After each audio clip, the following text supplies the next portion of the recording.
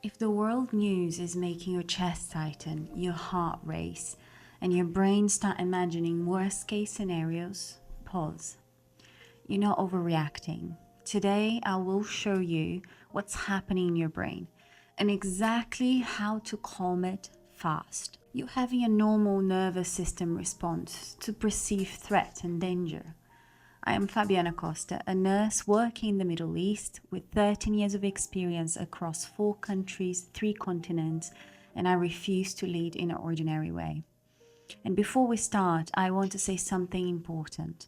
I am fortunate enough to work in a very safe Middle Eastern country with strong leadership and stability.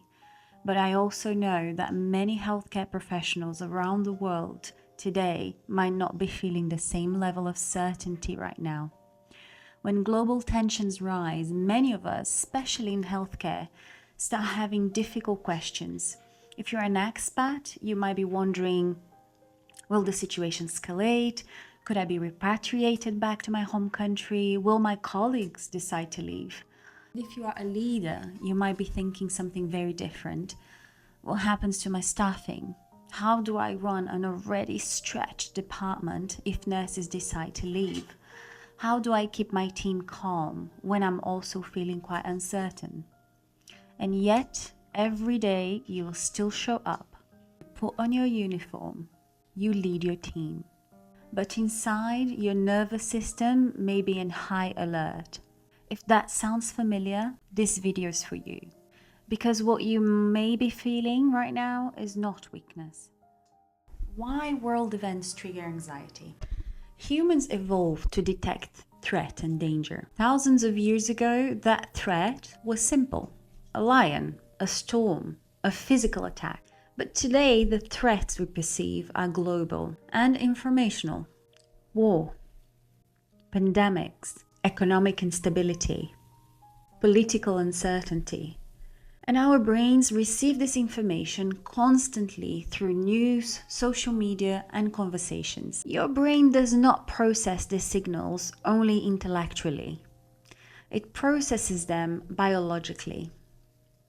Research during the COVID-19 pandemic showed that healthcare workers experienced slightly higher levels of anxiety than the general population. In one large study of more than 1,200 healthcare workers, almost 45 reported symptoms of anxiety and distress, and nurses reported even higher levels of emotional strain.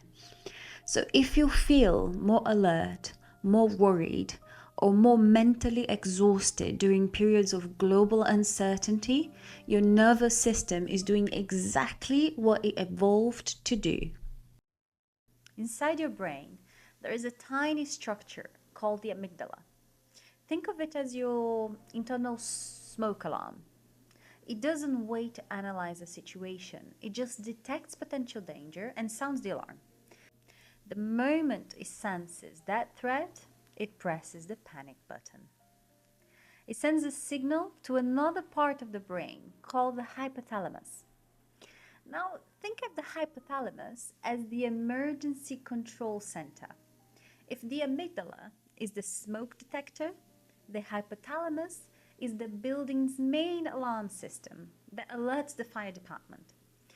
The hypothalamus activates something called the HPA axis.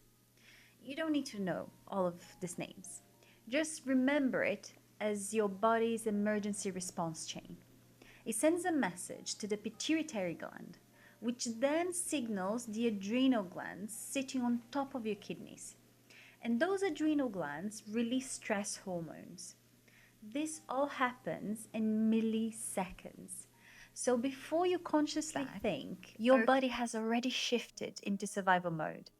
Your heart rate increased, your muscles tensed, your thinking narrowed, your digestion stopped. You're no longer calmly processing information. You are biologically preparing to fight, defend, or escape the lion. When the stress response activates, 2 key hormones are released: adrenaline and cortisol. Think of adrenaline as the emergency alarm. It's fast, it's sharp, it prepares your body to react. Cortisol is slightly different. Cortisol is the long shift manager of stress. Its job is to ensure the body has enough energy to deal with the perceived danger. So cortisol releases glucose into the bloodstream, it sharpens attention, it narrows focus. It temporarily reduces digestion and long-term processes. In real physical danger, this system is absolutely brilliant.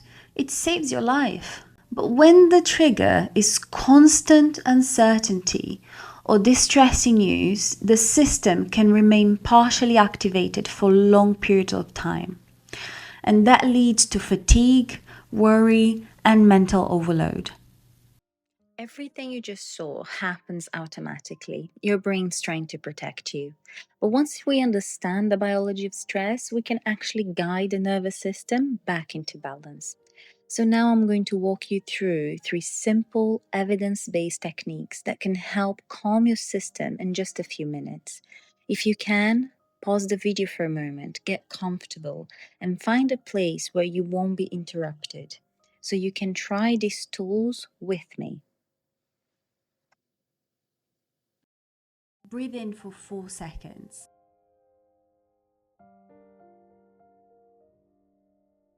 Breathe out for 6.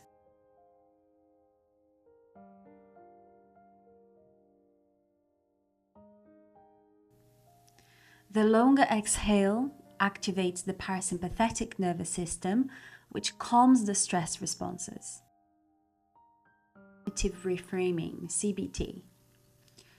From the American Psychological Association CBT framework, write 3 things: thoughts, facts, and alternative explanation.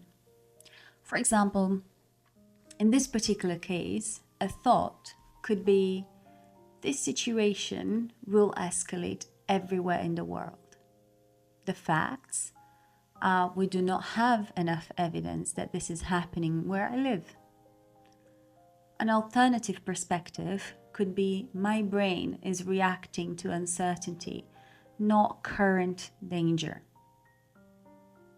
Nervous system reset. Move your body. Walk. Stretch.